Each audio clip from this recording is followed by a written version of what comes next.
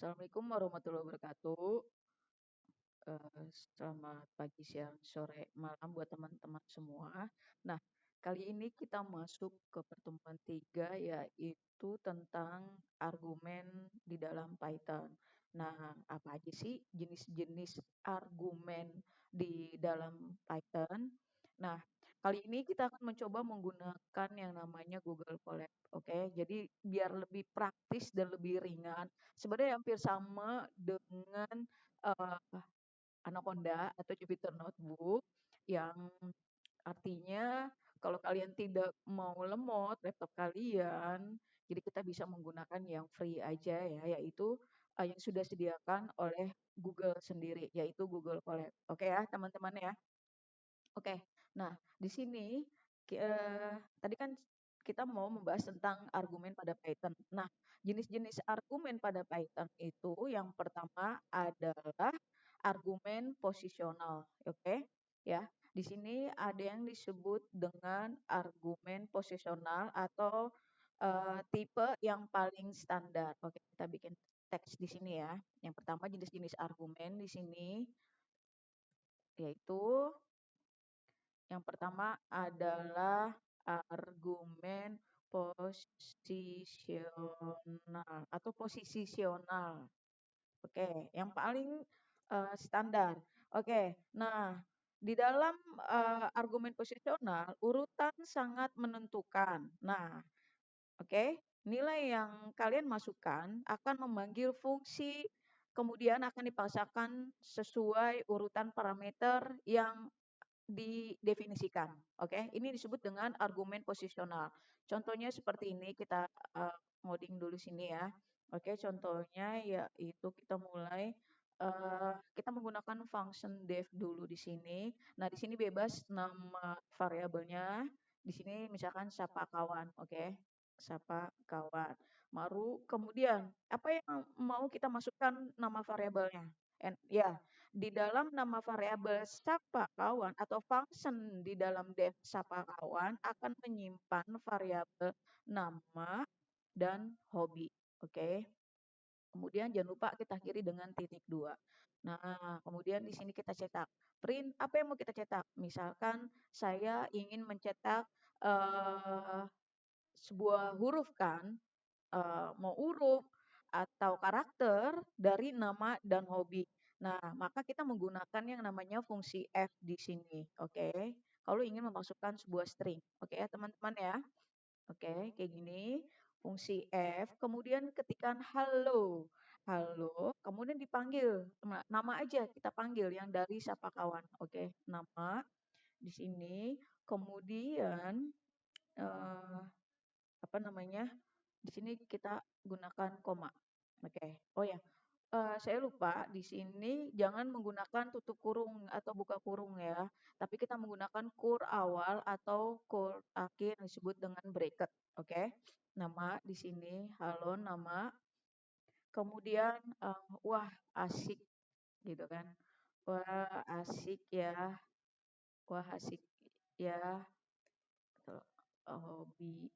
Nah, baru kita panggil hobinya apa nih di sini, oke? Di sini kita ketik hobi. Kita samakan ya karakternya ya. Kalau huruf kecil semua, huruf kecil semua, huruf besar semua, kayak gitu. Oke ya teman-teman ya. Kemudian jangan lupa di sini tanda seru, oke? Ya, oke kita ulangin di sini. Kita print F halo nama, wah asik ya hobi. Kita manggil si variabel nama sama hobi, oke? Di sini baru. Nah, apa yang mau kita cetak lagi? Nah, kita backin lagi kursornya, oke. Sejajar dengan dev. Jangan di print. Nanti kalau di print nanti dia nggak akan nyetak gitu, ya, teman-teman ya. Oke, kita buat di sini. Saya bikin apa namanya sebuah deskripsi atau komentar ya di sini. Misalkan saya mau cetak namanya Boril gitu. Boril. Nah, Boril akan mengisi si variabel nama kan? Pasti dong, ya kan? Nah, kemudian hobi. Hobinya ngapain? Nah, di sini menyanyi. Nah, gitu. Akan mengisi yaitu hobi di sini. Oke. Nah, oke. Maka kita panggil dari si dev ini, yaitu siapa? Siapa kawan, siapa kawan. Nah, kemudian kita panggil si Boril. Oh ya, mau bebas deh namanya, mau depannya besar, kecil, bebas. Itu tergantung dari pengetikan kalian ya. Tapi diusahakan untuk menggunakan bahasa Indonesia yang benar, yaitu setiap eh, urutan kalimat besar ya. Oke, selebihnya kecil boleh. Oke. Nah, oke, sip, kita sip enter. Sebentar. Lagi loading ya, teman-teman. Nah, untuk menggunakan Google Colab ini kita jangan lupa membutuhkan namanya paket data atau internet. Oke, teman-teman ya. Nah, ini oke, sip. Oh iya, saya salah ya. Jadi kalau ada error kayak gini, ingat kita lihat mana yang error, kita harus sesuaikan, yaitu siapa kawan saya kurang apa? Saya kurang A di sini. Oke. Sip. Oke. Wah, jadi keluar ini. Halo Boril, wah asik ya hobi nyanyi. Nah, itu dia yang disebut dengan argumen posisional ya, teman-teman ya. Kemudian ada yang disebut dengan eh, kita balik lagi ke sini, disebut dengan argumen kata kunci. Nah, di sini. Kata kunci di sini disebut dengan keyword ya. Sorry, sorry. Keyword arguments. Oke, ya. Kata kunci. Apa sih mendengar kata kunci? Kata kunci, jika kita nggak pengen pusing nih sama urutan, urutan itu kan satu, dua, tiga, empat, lima, dan seterusnya. Begitu juga dengan A sampai Z, seperti itu. Nah, kita bisa menggunakan nama parameternya secara langsung. Jadi, kodenya, codingan atau yang codingan shortcode yang kalian masukkan akan lebih mudah dibaca. Oke, contohnya kita buat lagi ya di line baru. Klik di sini. Oke, jadi kalian tinggal mau pilih kode teks bebas. Oke, sekarang kita ngoding lagi, pilihnya kode. Oke, nah urutannya bebas ya. Kalau di dalam argumen kata kunci atau keyword ya, urutannya dibalik juga tidak masalah. Oke, nih saya kasih contoh nih. Urutannya dibalik pun tidak masalah. Oke, contoh kita masih menggunakan sapa kawan ya. Sapa kawan. Oke. Nah, misalkan hobi di sini mau menyanyi lagi bebas atau mau kalian apa namanya? Ganti ngoding gitu kan. Nah, nama di sini ini nih terbalik kan. Nah, namanya di sini kita ganti si Boreo di sini. Oke. Bebas kan sama yang di atas, di sini nama, di sini hobi. Kalau di sini bisa dibalik, hobi, coding, nama, Boreo. Coba bisa enggak? Nah, halo Bori, wah asik ya hobi ngoding, atau halo Bori, wah asik ya hobi menyanyi, bebas, oke teman-teman. Atau kalian urutannya juga boleh mau dibalik, namanya di depan, hobinya juga di belakang. Contoh kita copy dulu ya, biar apa? Nah, di sini eh, nama kita ganti dengan Boril. Oke, di sini eh, hobi, oh sorry, kecil. Nah, hobinya apa? Coding. Nah, gitu.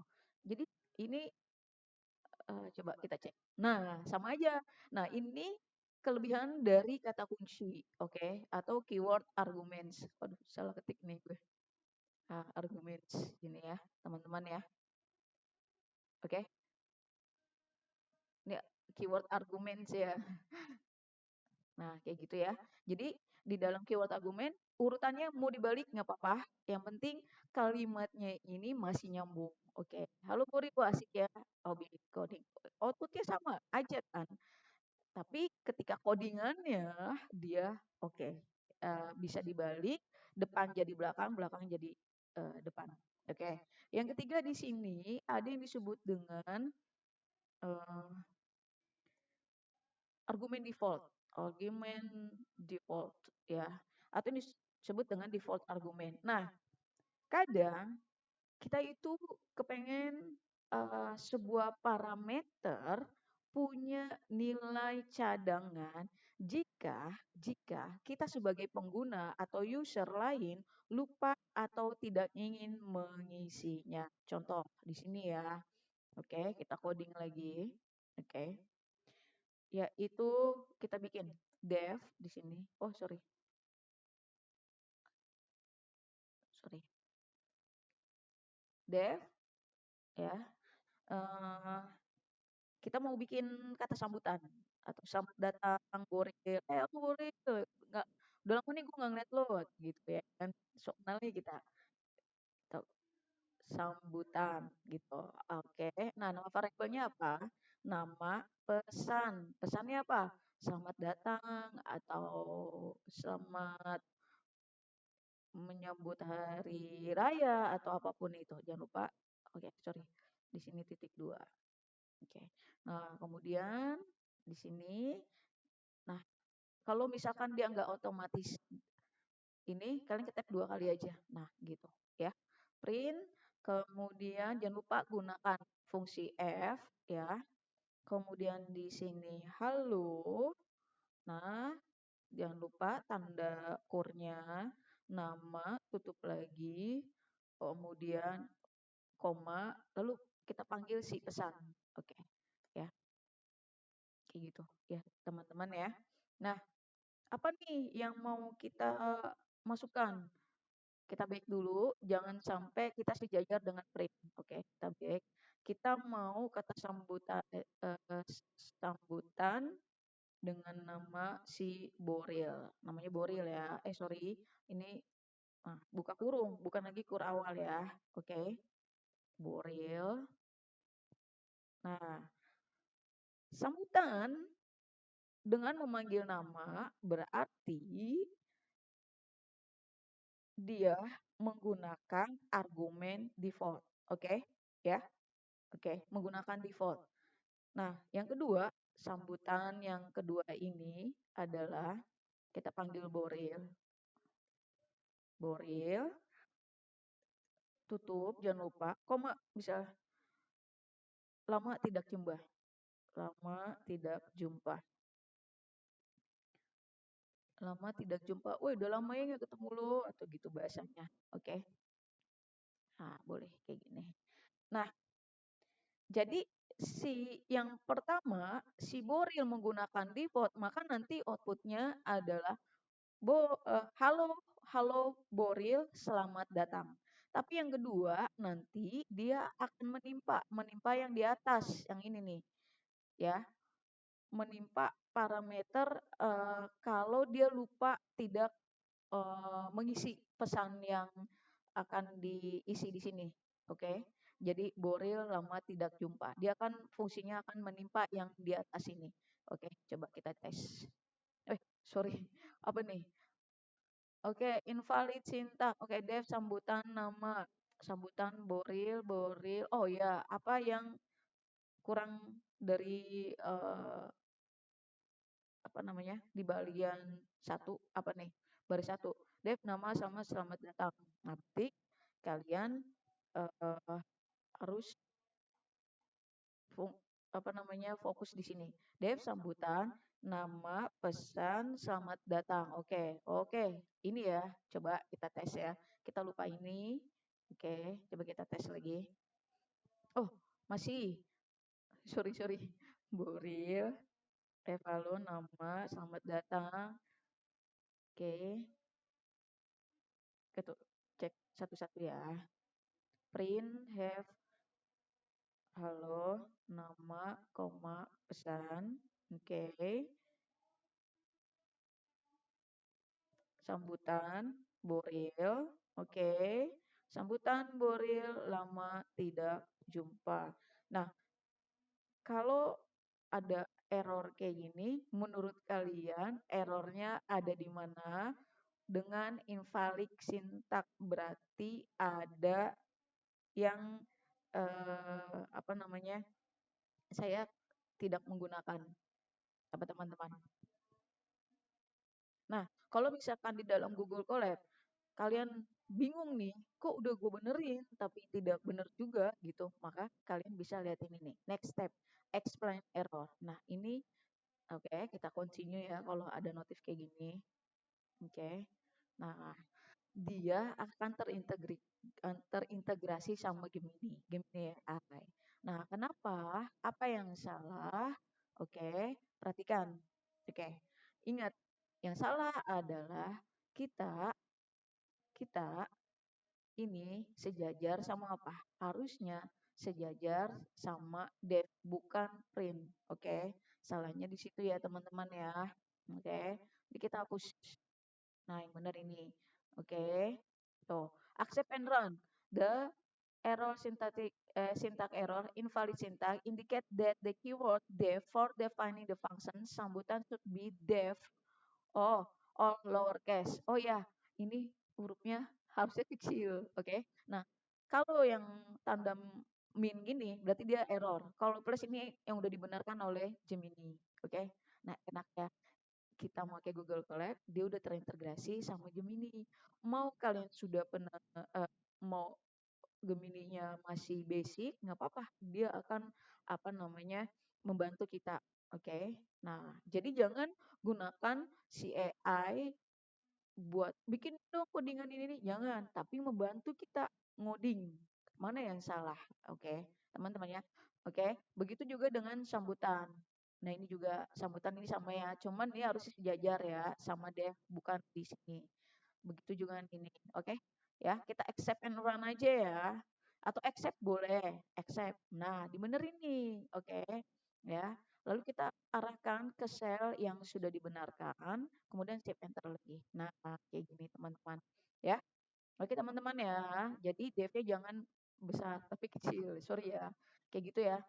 Jadi sangat krusial kalau kita mau kurang koma, mau titik dua, atau penulisan apa namanya kalimat kalau tidak eh, sesuai gitu atau case sensitif. Oke. Nah, jadi saya ulangin sekali lagi ya. Oke. Di sini parameter dalam fungsi sambutan adalah mana? Yaitu nama. Oke. Nah, nama ini adalah parameter wajib atau yang disebut dengan positional argumen. Oke, ya. Bukan, sorry, saya ralat. Jadi nama ini merupakan parameter wajib atau disebut dengan positional parameter. Oke, jadi kalian harus memberikan nilai untuk si parameter nama saat memanggil fungsi. Oke, ya, saya ulangin ya. Jadi si nama adalah nama sebagai parameter wajib atau disebut dengan posisional parameter. Oke, ya. Kalau yang pesan, oke. Kalau pesan, kalau pesan adalah parameter default. Oke, yang artinya si pesan memiliki nilai bawaan, memiliki nilai bawaan. Oke, begitu ya teman-teman. Jadi kalau kalian tidak memberikan nilai kedua saat eh, memanggil fungsi, nilai inilah yang akan digunakan. Oke, ya, paham ya maksudnya ya. Jadi kalau kalian nggak menggunakan yang pertama sambutan boril, maka si yang ini akan kepanggil gitu. Oke, kalau kita lupa untuk mengisi ya. Begitu ya teman-teman ya. Oke. Nah, yang keempat, yang keempat di sini adalah sebentar, saya mau nyalain lampu dulu. Aduh, gimana caranya ini? Nanti aja deh. Aduh. Oke. Yang keempat di sini adalah argumen variabel. Nah, argumen variabel ini ada yang disebut dengan args, oke, dan keywords, keywords kayak gitu. Namun si args ini ya ditandai dengan bintang satu. Kalau keywords keywords, keywords gitu. Keyword artinya dia ditandain dengan bintang 2. Contoh, oke. Yang pertama, oke. Yang pertama, saya mau mencontohkan tentang eh, yang aks ya. Oke, jangan lupa di sini kita mulai. Dev jumlahkan semua misalkan dari sebuah angka. Nah, jadi kalian eh, si aks ini atau si argumen ini ya digunakan untuk mengirim banyak argumen tanpa nama. Jadi si Python otomatis akan menyimpannya dalam bentuk tuple. Tuple itu barisan ya guys. Kalau kalian masih ingat, tuple itu adalah barisan. Oke? Ya. Maka kita gunakan di sini tanda bintang satu karena kita mau membuat codingan tentang ARGS, oke, atau yang disebut non keyword argument. Oke. Kemudian kita buat di sini total sama dengan variabel total ya, itu sum. Kemudian kita panggil apa? Yaitu angka. Kalian tinggal type aja nanti keluar. Nah, di sini jangan print ya, tapi kita buat si return aja. Kenapa harus return? Nah, jadi dia akan mengembalikan nilai dari si total. Jadi ini nggak usah pakai ini, kita benerin, oke? Return total, oke? Ya, saya ulangin ya. Aduh. Nah, si total ini ya return total adalah salah satu cara di mana fungsi atau function mengembalikan hasil kerjanya ke dunia luar. Maksudnya ke dunia luar tuh hasil outputnya bisa diimplementasikan keluar gitu. Artinya tanpa return fungsi hanya akan bekerja di dalam, oke, di dalam codingan dan tidak bisa memberikan jawaban apapun saat dipanggil atau di run. Oke ya. Begitu ya teman-teman ya. Oke. Nah, sekarang kita mau ngeprint nih. Oke, kita printkan di sini. Nah, jangan lupa guys, ini jangan dibawa sejajar sama ini. Oh, sorry, ini harusnya ya. Kita bikin tab dua kali. Nah, di sini print, sorry. Print. Oke. Kita hapus di sini. Nah, kita mau nyetak siapa nih? Mau nyetak si variabel jumlahkan nah ini udah pakai jumlahkan semua, kemudian kita buka, yaitu berapa? Bebas. Misalkan saya mau masukin 10, 20, 30, 40. Oke, kayak gitu ya teman-teman ya. Nah, berapa? Kita jumlahin kalau secara otomatis 10 tambah 20, 30 tambah 30, 60 ditambah 40 yaitu 100. Coba bener nggak 100? Kayak gitu. Saya selalu lupa. Apa yang lupa? Yaitu di sini. Lihat ya. Expected ini nih. Tuh, ya. Kayak gitu. Ya, teman-teman, kita ulangin lagi. Aduh. Print jumlahkan def. Oke. Oh, totalnya kok jadi hilang ya? Sorry. Total sama dengan sum di sini angka. Sorry, kok jadi hilang tadi dia. Oke. Loh, kenapa bisa hilang? Unexpected indent. Total. Oh, aduh, indent ya. Ini jangan apa namanya kalau error terus. Kalau ada bacaan unexpected, berarti identasi itu adalah tab-nya ya. Tab itu tuh jarak. Jadi dari baris pertama ke sini. Kalian 2 kali aja, oke? Ya. Kalau kita sering cepat-cepat buru-buru gitu kalau ketik, oke? Ini artinya jadi 100 kan, ya, teman-teman ya. Oke? Paham ya sampai sini ya, teman-teman ya. Jadi kalau di dalam args ya akan memanggil sebuah deretan berbentuk tuple yang nilainya deretannya 10, 20, 30, 40 dan lain sebagainya. Oke? Seperti itu ya teman-teman ya. Karena yang codingan yang kita buat ini adalah berupa angka, nah, maka dia akan apa namanya? Memanggil angka yang sudah kita masukkan, yaitu 10 sampai 40. Nah, pertanyaannya coba nih buat kalian ya, nih coba pada nomor 3 3 dan codingan yang barusan kita coba, oke. Anda ganti baris terakhir menjadi, oke, menjadi print, oke. Jumlahkan sorry, semua, kemudian di sini 5,5. Oke. Nah, kalau kalian ganti print ini dengan yang tadi kita ketikkan ini ya, nih print yang ini dengan yang ini, kalian lihat satu pertanyaannya adalah apa yang terjadi? Apakah error? Error kah? Oke. Oke. Error. Kemudian apakah error? Kemudian apakah menghasilkan secara otomatis? Dan yang ketiga, bagaimana menurut Anda? Sorry. Menurut Anda semua tentang aks ini. Oke. Jadi pertanyaannya 3 nih ya. Nanti kalian coba. Oke. Ya.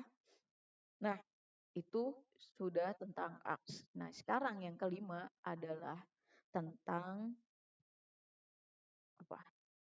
Keywords. Nah, keywords gitu. Tapi kita pakai ini. Titik 2. Oke. Nah, sebelum kita masuk ke keyword, Bu, bisa nggak kalau si aks ini kita apa namanya digabungkan dengan argumen biasa? Bisa saja, namun dengan catatan argumen biasa harus diletakkan di depan, baru kemudian diikuti oleh aks. Oke. Kalau terbalik, ya, aks dulu baru argumen, Python akan bingung nih, mana yang akan dijalankan terlebih dahulu. Atau nanti Python bingung, mana yang namanya data tunggal atau mana yang disebut dengan data rombongan. Contoh ya, oke. Kita buat di sini sistem kasir sederhana. Kita mau menggabungkan si, kita buat di sini, menggabungkan aks dengan argumen biasa. Oke, yang pertama yaitu kita gunakan def catat belanja. Oh ya, saya mau buat kasir ya, kasir sederhana aja lah yang simple. Terus kita gunain aja ini apa namanya catat belanja devnya. Ini bebas ya. Oke, mau nama apapun bebas. Nama, koma. Nah, kita masukkan si aksnya. Nah, aksnya apa? Kayak bintang 1, oke. Daftar, sorry, daftar harga misalkan. Oke, terus titik 2. Nah, kemudian total sama dengan sum. Kita panggil apa yang mau diambil di sini, yaitu apa? Daftar harga. Oke. Nah, sum daftar harga ini saya pakai tab aja, tadi kan udah nongol nih di Google Colab-nya. Kemudian kita cek nih, print F belanjaan bebas atau oh ya, kita panggil si pelanggan aja. Tapi jangan lupa pakai F ya, fungsi F ya. Di sini yaitu pelanggan. Saya mau masukin nama pelanggan ya. Nah, kalau pelanggan kan berarti nama dong, ya kan? Nama, oh kayak gini. Kemudian titik 2, tutup. Oke. Kemudian bikin lagi, print. Kemudian F, oke. Jumlah barang, misalkan. Nah, kalau jumlah barang, usahakan teman-teman ya, kita menggunakan len. Nah, ini udah keluar nih, tuh len, tuh len, daftar harga, dari daftar harga dong, ya, bener dong, oke. Sip, kita tap aja di keyboard kalian, tap. Nah, len, daftar harga, oke. Karena jumlah barang akan memanggil dari daftar harga yang ada di total dan yang ada di oh ya memanggil si argumen ini daftar harga. Nah, kemudian print total belanja atau kita mau menagih total tagihan ke apa gitu kan atau total belanja kalian berapa jadinya total tagihan kan ini kasir ya. Oke. Nah, di sini kan ada total nih guys, secara otomatisnya kita bisa gunakan RP di sini teman-teman, RP atau rupiah. Oke. Di sini nah kita masukkan lagi print. Nah, teman-teman, kalau kalian mau mengeprint apa namanya dengan modifikasi gitu kan. Nah, kalian bisa tambahkan yang namanya kayak gini nih. Kalian mau nambahkan eh ini terus biar ada modifnya lah. Misalkan sampai berapa nih? Begini. Kemudian kalian tambahkan nah dikali nih. Oke. Kali 20. Berarti ini sampai 20, guys. Jadi cuma pemanis saja. Oke. Untuk membuat garis-garis putus yang kayak gini, garis putus yang nongol nih kayak gini gitu. Oke, teman-teman, sepanjang 20 karakter kayak gitu ya. Tuh. Nah, sudah selesai ini, kemudian kali kita back ke belakang sesuaikan dengan dev. Sorry. Oke. Kita mau melakukan pemanggilan fungsi. Nah, gimana menggunakan fungsinya? Yaitu catat belanja, panggil si devnya, oke, catat belanja. Misalkan, oh ini udah pernah saya coba ya, Boril, 10.000, 2.000, 3.000, atau kalian mau ganti 15.000 ke atau 20.000 bebas. Masa saya belanja 1.000 dapat apa sih sekarang ya kan? 15.000, 20.000 di sini 5.000 bebas, 50.000 bebas, 5.000 boleh bebas pokoknya ya 20.000, 5.000. Nah, kemudian panggil lagi catat belanja mau ngapain saya. Nah, ada lagi orang yang belanja nih, jangan goreng lagi. Saya type ya. Si siapa? Kan si Pais, iya kan? Dia belanja berapa? 50.000 bebas. Bebas deh 500.000 ke 50.000 bebas ya teman-teman. Atau di sini 100.000 gitu ya. Teman-teman ya. Oh ya bebas di sini. Nah, jadi jangan lupa kalau kita mau mengkolaborasikan atau menggabungkan aks sama argumen jangan sampai terbalik. Yang harus diletakkan terlebih dahulu yaitu argumen biasanya dulu nih argumen biasa nih teman-teman. Tuh. Kemudian baru panggil fungsinya. Fungsi dari si sorry terbalik. Apa namanya? Si argumen biasanya di depan ya baru diikuti oleh si argumen. Oke, paham ya teman-teman? Ini nih, tuh ya. Oke, coba. Apakah ada error lagi? Nah, perhatikan teman-teman. Ada invalid sintak. Mana? Line daftar harga. Coba lihat, kalian perhatikan di line daftar harga. Kurang apakah ini? Kurang apa teman-teman? Kurang. Tutup. Tutup apa? Nah, ketika saya menggunakan ini, F, jangan lupa tanda petik bukan titik dua gitu ya teman-teman atau kalian bingung ya tinggal explain nanti dijelaskan sama Gemini ya tapi kalau udah bisa sendiri nggak apa-apa sekali-sekali kalian kalau bisa sering-sering kalian ini sendiri oke teman-teman oke nah jadi kayak gini nih keluar tuh tanda-tanda putus ya kayak gini bebas mau tanda-tanda putus yang kayak gini atau tanda putus kayak begini coba ini coba coba kita tes ya. Nah, ini bagus kayak gitu. Ya, teman-teman ya. Oke. Kemudian sekarang saya mau membuat tentang keyword yang keywords argumen yang bintang 2. Tapi saya mau tanya ya, ini kalau yang kalian kerjakan ya, apa yang terjadi kalau boril nggak diisi? Nah, si boril nggak diisi. Apa yang terjadi? Saya pengen tanya itu aja. Apa yang terjadi kalau si nama boril nggak diisi pada codingan ini? Bagaimana? Oke, ya, ya paham ya?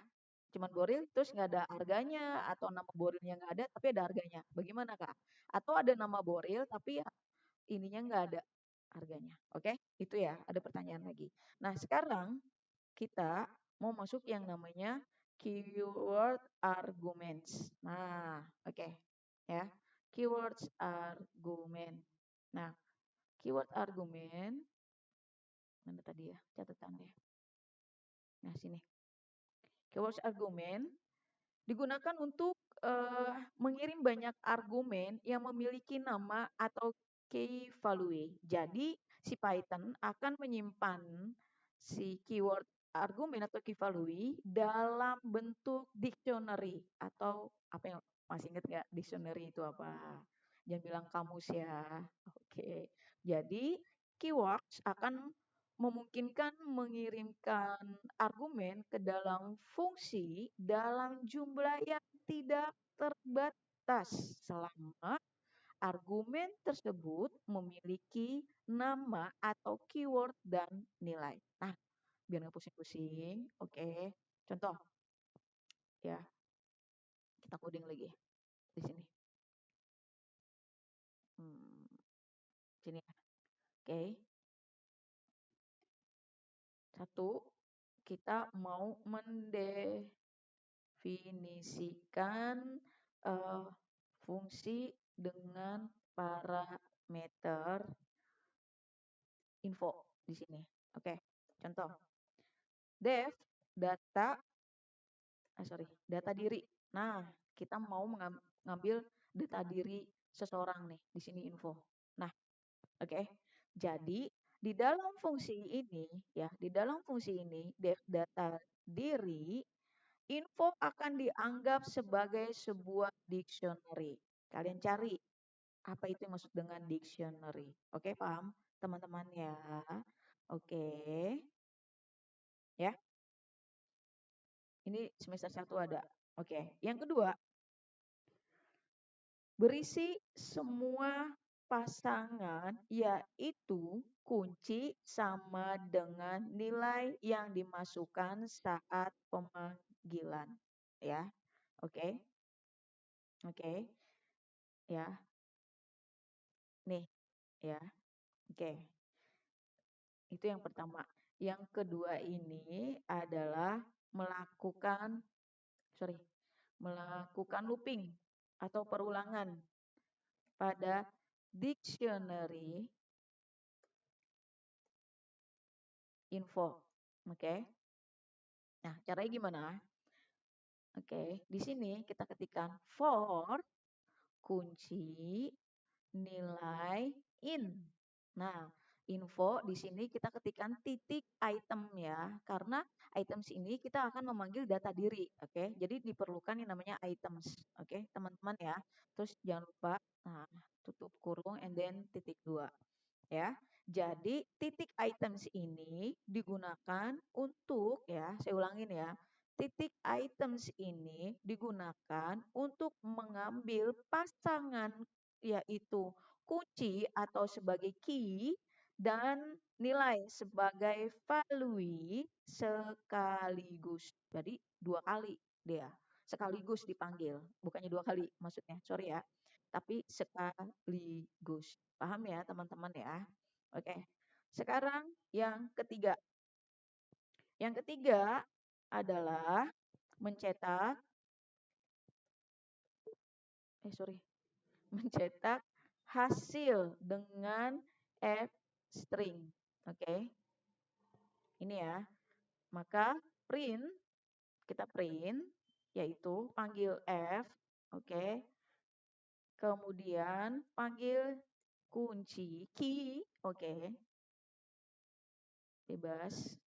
Bebas. Apa namanya? Nggak boleh bebas, harus sesuai. Kemudian di sini value-nya yaitu nilai. Nilai. Oke. Seperti ini. Ya, kita cek ya. Sudah print F kunci nilai. Oke, sip. Kemudian ya, Kita backkan lagi teman-teman. Oke, ya. Jadi ini dev, terus tab sekali for, tab sekali lagi dari for yaitu print, lalu sejajarkan lagi dengan dev, kemudian kita mau memanggil fungsi dengan berbagai argumen. Bersama-sama lah, yaitu dari argumen data diri. Oke, contoh data diri. Nah, kita belum manggil kan, apa aja? Misalkan namanya kok Andi sih di sini Boril. Nama sama dengan bebas ya. Saya maunya Boril, saya nggak mau Andi. Sorry. Boril. Sorry. Boril, koma, umurnya bebas.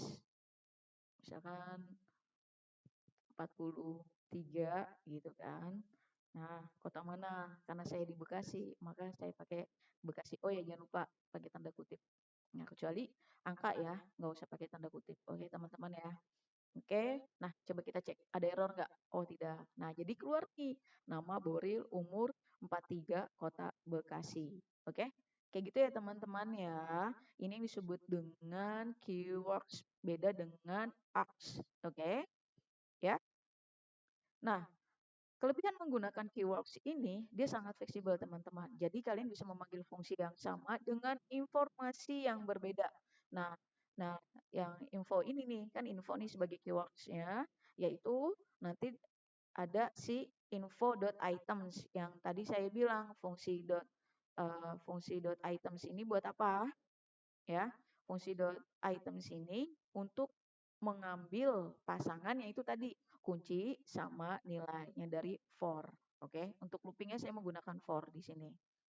Nah, kemudian bisa scalable, artinya sangat bermanfaat atau berguna kalau kalian tidak tahu secara pasti data apa saja yang akan dimasukkan oleh user atau pengguna aplikasi di masa yang akan datang. Oke, ya. Ya, seperti itu teman-teman. Nah, ada tugas kalian nanti lihat di file PDF yang saya upload di LMS. Ada tugas itu ada 2 soal sama yang pertanyaan yang di video ini. Oke, tolong kalian kerjakan ya. Oke, terima kasih semoga bermanfaat. Tolong dikerjakan. Assalamualaikum warahmatullahi wabarakatuh. Bye bye.